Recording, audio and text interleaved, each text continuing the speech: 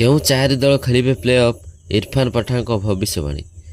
ନମସ୍କାର ଦର୍ଶକ ବନ୍ଧୁ, ଚଳିତ IPL 2026 ସଂସ୍କରଣରେ ଏପର୍ଯ୍ୟନ୍ତ ଖେଳାଯାଇଥିବା ସବୁ ମୁକାବିଲା ଅତ୍ୟନ୍ତ ରୋମାଞ୍ଚକର ହେଉଛି। ଏହି ସଂସ୍କରଣରେ ଏପର୍ଯ୍ୟନ୍ତ IPL ଇତିହାସର ସର୍ବବୃହତ ଦଳୀୟ ସ୍କୋର ମଧ୍ୟ ହୋଇସାରିଲାଣି। ଦିଲ୍ଲୀ କ୍ୟାପିଟାଲ୍ସ ଏହି ସର୍ବାଧିକ 264 ରନ୍କୁ ମଧ୍ୟ ଡିଫେଣ୍ଡ କରିବାରେ ଅସମର୍ଥ ହୋଇ ପଞ୍ଜାବଠାରୁ ପରାଜିତ ହୋଇସାରିଲାଣି। ଚଳିତ IPL ଅତ୍ୟନ୍ତ ରୋମାଞ୍ଚକର ପରିସ୍ଥିତିରେ ପହଞ୍ଚି ସାରିଛି। ଏପର୍ଯ୍ୟନ୍ତ ଖେଳାଯାଇଥିବା ମୁକାବିଲା ଗୁଡ଼ିକୁ ଦେଖିଲେ ପଞ୍ଜାବ କିଙ୍ଗସ୍ ଅତ୍ୟନ୍ତ ମଜବୁତ ଦଳ ଭାବରେ ପଏଣ୍ଟସ୍ ଟେବୁଲର ଶୀର୍ଷରେ ପହଞ୍ଚିଛି।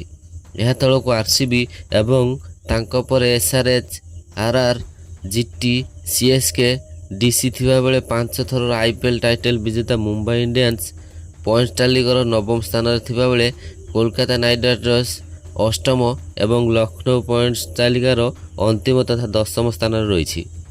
ତେବେ ଚଳିତ IPLର ପ୍ଲେ ଅଫ୍ରେ କେଉଁ ଚାରି ଦଳ ପହଞ୍ଚିବେ ତାହା ନେଇ ସବୁ ଭାରତୀୟ କ୍ରିକେଟ ପ୍ରେମୀଙ୍କ ମଧ୍ୟରେ ଚର୍ଚ୍ଚା ଜୋର ଧରିସାରିଲାଣି। ଏପର୍ଯ୍ୟନ୍ତ ଖେଳାଯାଇଥିବା ମ୍ୟାଚ୍କୁ ଦେଖିଲେ ପଞ୍ଜାବ, RCB, ରାଜସ୍ଥାନ, ହାଇଦ୍ରାବାଦ ଦଳ ପ୍ଲେ ଅଫ୍କୁ ଉତ୍ତୀର୍ଣ୍ଣ ହେବା ଭଳି ଆଶା କରାଯାଉଛି।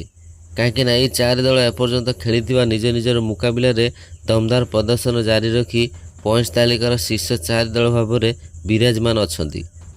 ତେବେ ଇତିମଧ୍ୟରେ ଚଳିତ IPLରେ ଭାଷ୍ୟକାର ଭାବରେ ଦାୟିତ୍ୱରେ ଥିବା ପୂର୍ବତନ ଭାରତୀୟ ଅଲରାଉଣ୍ଡର ଇରଫାନ ପଠାନ ଚଳିତ IPLରେ କେଉଁ ଚାରି ଦଳ ପ୍ଲେ ଅଫ୍ରେ ଖେଳିବାକୁ ଯୋଗ୍ୟତା ହାସଲ କରିବେ ସେ ନେଇ ନିଜର ଭବିଷ୍ୟବାଣୀ କରିଛନ୍ତି।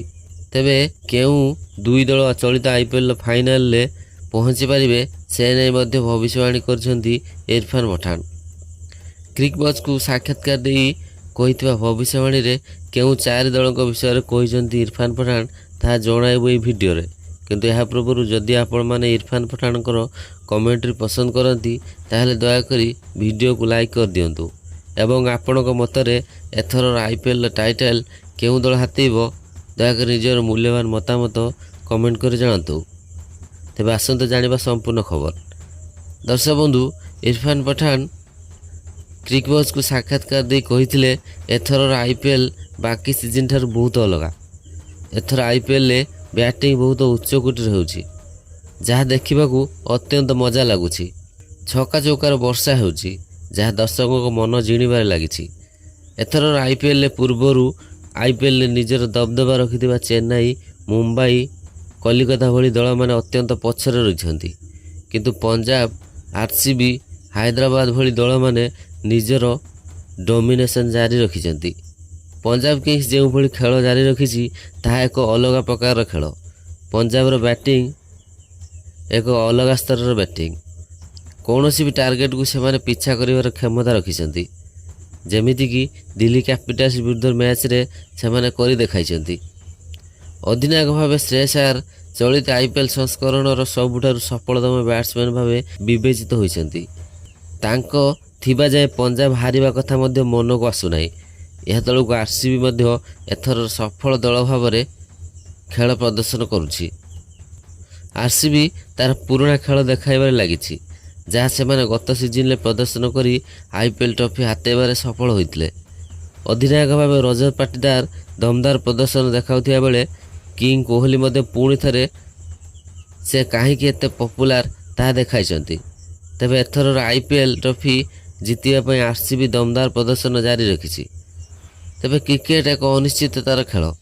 ଏଠାରେ କୌଣସି ସମୟରେ କିଛି ବି ଆଶ୍ଚର୍ଯ୍ୟଜନକ ଖେଳ ମଧ୍ୟ ହୋଇପାରେ। ଆମକୁ ସୁଦୃଢ଼ ଲାଗୁଥିବା ଦଳ ମଧ୍ୟ ଏକ ଦୁର୍ବଳ ଦଳଠାରୁ ପରାସ୍ତ ହୋଇପାରେ। ତେଣୁ ଆମେ କିଛି ଗ୍ୟାରେଣ୍ଟି ସହକାରେ କହିବା ଅତ୍ୟନ୍ତ କଷ୍ଟକର। ହେଲେ ମୋ ମତରେ ମୋତେ ଲାଗୁଛି ଏଥର ପୁଣି ଥରେ RCB ଏବଂ ପଞ୍ଜାବ ପ୍ଲେ ଅଫ୍ରେ ସ୍ଥାନ ପାଇପାରିବେ। ଏଥିସହିତ ତୃତୀୟ ଏବଂ ଚତୁର୍ଥ ଦଳ ଭାବେ ମୁଁ ରାଜସ୍ଥାନ ଏବଂ ଚେନ୍ନାଇ ଦଳ ଉତ୍ତୀର୍ଣ୍ଣ ହୋଇପାରନ୍ତି ବୋଲି ଚିନ୍ତା କରୁଛି। ତେବେ ଦର୍ଶକ ବନ୍ଧୁ, ଆପଣଙ୍କ ମତରେ ଏହି ଚାରି ଦଳ କ'ଣ ପ୍ଲେ ଅଫ୍ରେ ପହଞ୍ଚି ପାରିବେ? ନିଜର ମୂଲ୍ୟବାନ ମତାମତ ଦୟାକରି କମେଣ୍ଟ କରି ଜଣାନ୍ତୁ।